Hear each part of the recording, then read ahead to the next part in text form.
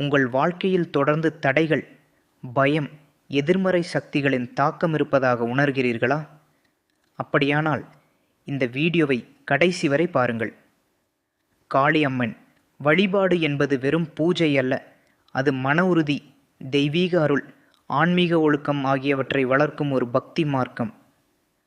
அதிகாலை அல்லது மாலை நேரத்தில் மனதை ஒருமுகப்படுத்தி தீபம் ஏற்றி பக்தியுடன் காளியம்மன் பாரம்பரிய மந்திரங்களை உங்கள் குருவின் வழிகாட்டுதலின்படி ஜெபித்து அம்மனை நினைத்து வழிபடுங்கள். உண்மையான உபாசனை என்பது ஒழுக்கம், பக்தி மற்றும் தொடர்ந்து செய்யும் சாதனையில் உள்ளது.